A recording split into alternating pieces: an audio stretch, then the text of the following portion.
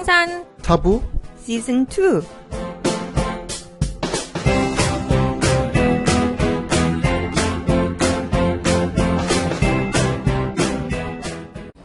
안녕하세요.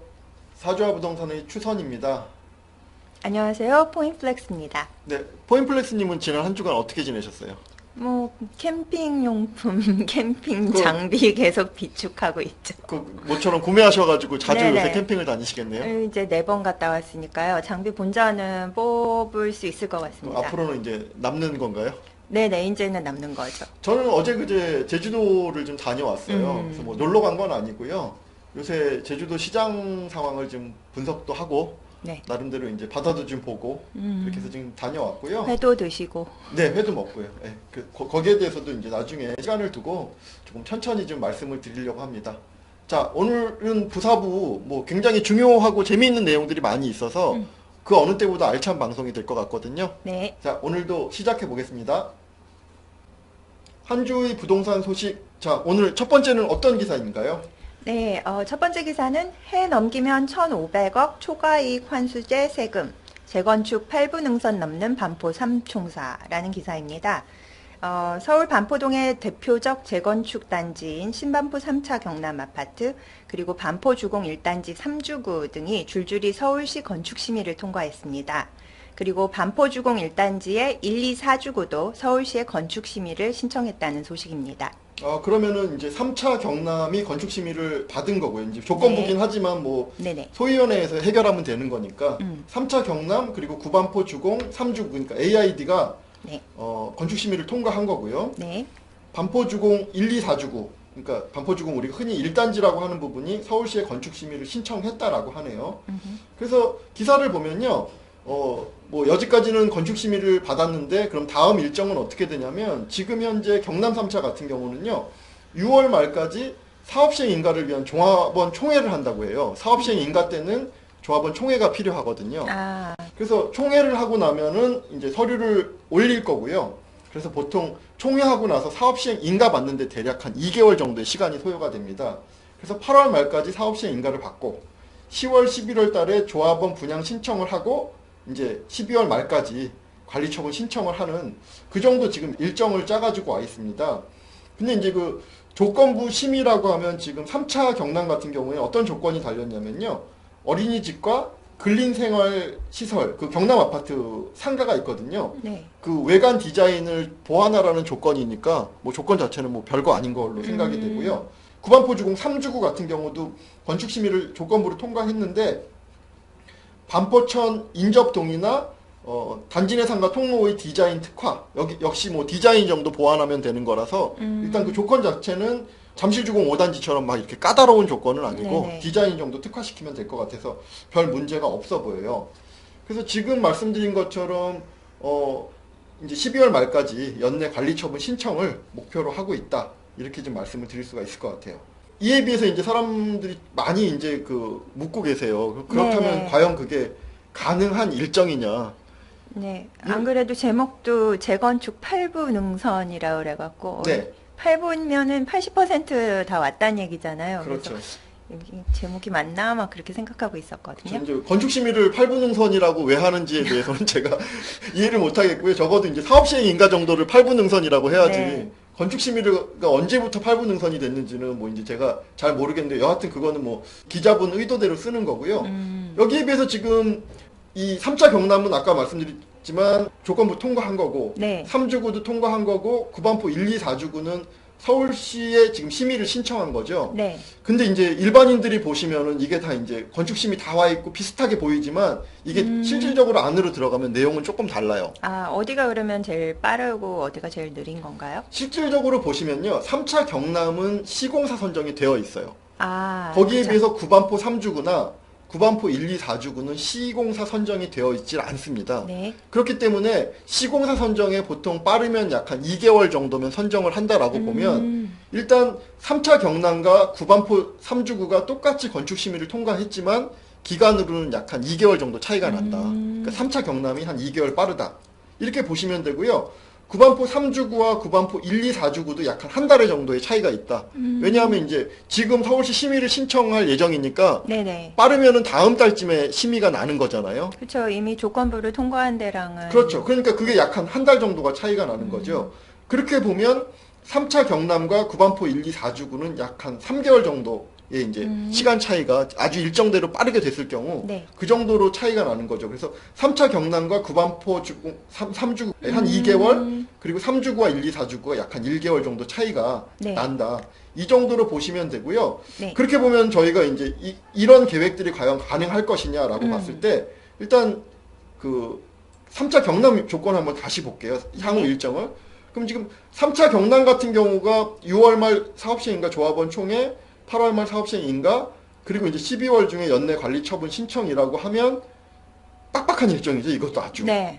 그렇다고 하면은 지금 2개월, 3개월 정도의 차이가 나는 구반포 주공의 일정은 3차 경남의 일정으로 봤을 때 그 굉장히 어려운 일정이 되는 거죠. 근데 이게 한 2년 전에 봤던 일정과 굉장히 비슷한 느낌이 들어서요. 그러니까 지금 일정이 사실 뭐 왼쪽에 지금 이 일정이 가능한가 안 가능한가를 모르시는 분들이 많은데 네네. 사실 3차 경남도 얼마 전에 보니까는 뭐 이미 관리 처분을 다 신청한 듯한 뭐 이제 그런 덧글들이 달렸는데 아직 그쵸. 건축심의라는 거죠. 그리고 지금 이 일정 자체도 사실 굉장히 빡빡해서 하다가 한두 번 미끄러지거나 이렇게 되면 벌써 연말 한 달 정도만 중간에 뭐 늦춰지거나 이러면 연말 관리 처분을 넘어가는 거잖아요. 조합 측에서는 재건축 그 초과이익 환수제를 모든 조합원들이 피하고 싶을 테니 네. 다들 한 마음 한 뜻으로 모여갖고서는 달려가지 않을까 그거에 기대를 걸고 있는 것 같더라고요. 그건 당연히 또 그렇게 하셔야 되는 거고요. 네. 근데 이제 그게 가능할지 안 가능할지 여부는 일단 일정은 이렇게 나와 있지만 결코 쉽거나 되는 일정은 아니다, 상식적으로. 아. 그렇지만 뭐 세상이 상식으로만 돌아가는 건 아니니까요. 네네. 예, 그렇게 보면은 또 이제 뒤에 3차 경남이 그 정도 일정이면 아까 말씀드렸듯이 두 달, 한 달, 뭐 이 정도 차이가 난다고 하면 네. 사실 3차 경남, 구반포 3주구, 1, 2, 4주구는 약간 다른 포맷이다. 그래서 3차 경남이 통과한다고 3주구와 1, 2, 4주구가 통과하는 건 아니다. 네. 뭐 이렇게 보실 수가 있고요. 조금 더 이제 긍정적인 소식을 전해드리면 이제 잠실 삼총사 같은 경우도 건축 심의를 통과했습니다. 네. 그래서 이번에 이제 그 잠실 미성과 잠실 크로바가 여기 4번에 해당하는 여기고요. 네. 잠실 진주 아파트가 이 옆에 이제 5번에 해당하는 곳이에요. 그래서 여기도 역시 이제 그 조건부 의결이 됐고요. 네. 그런데 이제 제가 뭐가 도대체 긍정적이냐라고 한다고 하면 서울시 관계자의 말이 긍정적이에요. 뭐라고 얘기를 했냐면 평상시라면 보류 결정이 나왔을 가능성이 높지만 네. 초과 이익 환수제 부활 일정을 감안해 재건축 절차를 진행할 수 있도록 했다. 이렇게 얘기를 했거든요.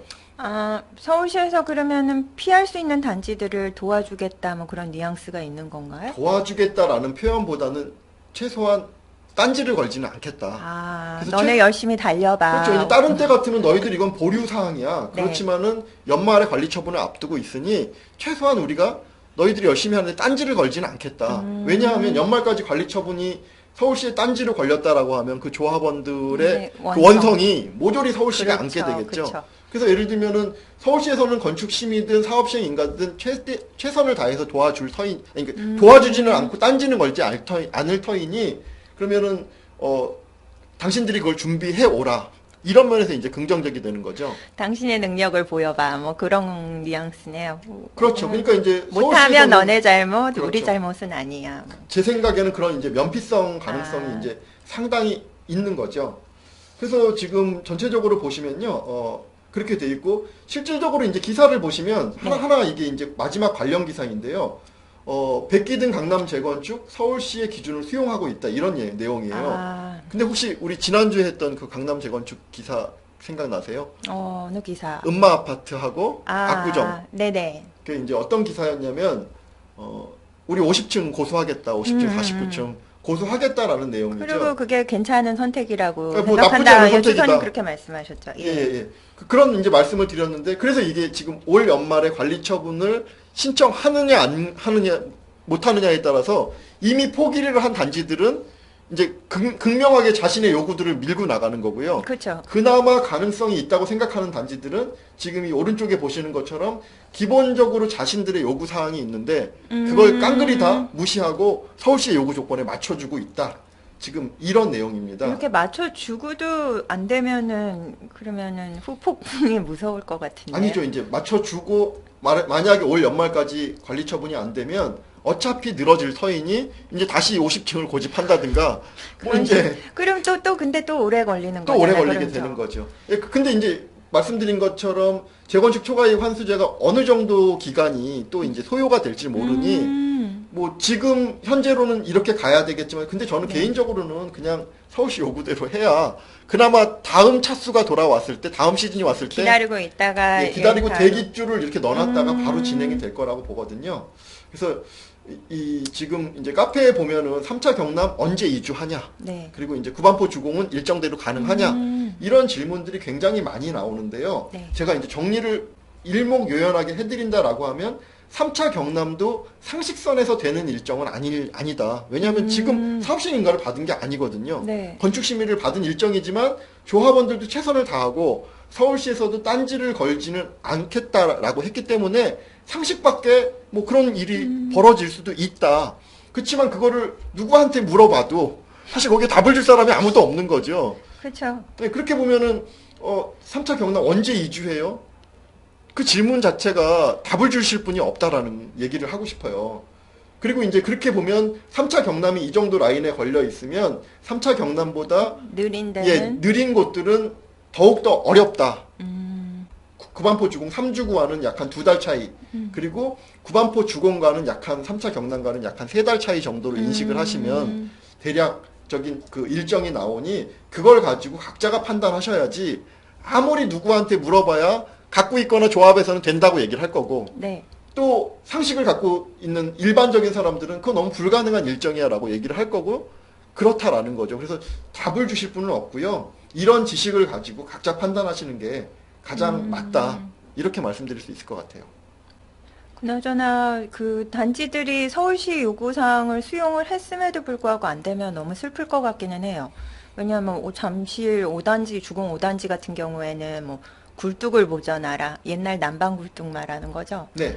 그리고 네. 도로 가운데 뭐 도로 내는 부분 네네. 이런 내용들이 좀 있었죠. 그리고 뭐 구반포 주공 1, 2, 4주구 같은 경우에도 한동을 존치하라고 하는 것 같더라고요. 개포처럼. 그러니까 이제 그게 올해 말까지 관리 처분이 안 됐을 경우에 제 생각에는 굉장히 심각한 타격이 있을 거라고 보는 거고요. 현재 일정상으로 보면 시공사를 선정하지 못한 곳들은 네. 뭐 거의 쉽지 않다 이렇게 보는 게 맞을 것 같아요. 3차 경남이 통합할 때 그 삼성물산에서 시공사를 바꾸지 못한 거에 대해서 조금 아쉬워하는 소리도 들렸던 걸로 기억하는데 결과적으로는 바꾸지 않고 계속 갔던 게 지금 아주 신의 한 수가 그렇게 됐긴 될 수도 했는데 있겠네. 누구 봐야겠네요. 근데 이제 뭐든지 이게 미래의 버전이라 네네. 그 뭐 남의 단지 안 된다고 할 수도 없고 네네, 두고 그렇지만 아주 봐야겠네요. 뭐 힘든 일정이라는 건 분명히 아셔야 될 것 같습니다. 네, 다음은 두 번째 기사입니다. 용산공원 조성, 국민 의견 듣는다. 국토교통부는 용산공원을 한국을 대표하는 국가공원으로 조성하기 위해 이번부터 총 8차례에 걸친 릴레이 세미나를 개최한다고 합니다. 그리고 국민들의 의견을 듣는 시간을 갖겠다고 밝혔습니다.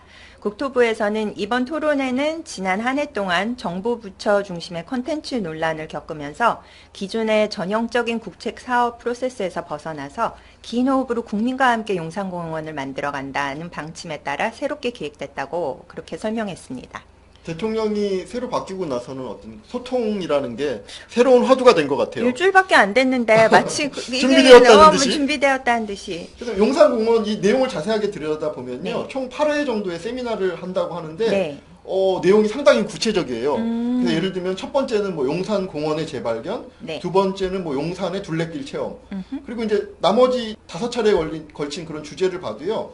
예술, 운영, 역사, 도시, 생태 아주 다양한 부분들을 그 세미나 내용에 넣었어요. 구체적으로. 그래서 이 말은 뭐냐면 용산공원을 조성하는 데 있어서 국민 의견을 적극적으로 반영을 하겠다는 것이고 그게 이제 소통이 된다라고 하면 아주 긍정적으로 된다. 그리고 우리가 부동산 투자하는 입장에서 이 기사가 중요한 것은 이제 시작한다. 이렇게 받아들일 수 있을 것 같아요. 여기와 관련해서 용산 특집을 저희가 지난주, 지지난주 뭐 이렇게 계속해서 방송을 해드렸는데 사실은 시기적으로 제가 이제 이런 내용들과 무관하지가 않다는 거죠. 용산이 개발되고 또 다른 용산 인근의 다른 곳들이 개발이 되고 있는데 이게 지금 초동 단계로 일어나고 있다라는 부분이고요. 그래서 보시면은 이게 지난주에 나온 기사인데요. 네. 용산 공원 예정지가 여기고 그 옆에 이제 유엔사 부지도 있는데 여기 같은 경우도 곧 이제 매각 매각을 하게 됩니다. 그래서 이제 유엔사 용지 잡아라 설명회가 북적북적하다는 내용인데요.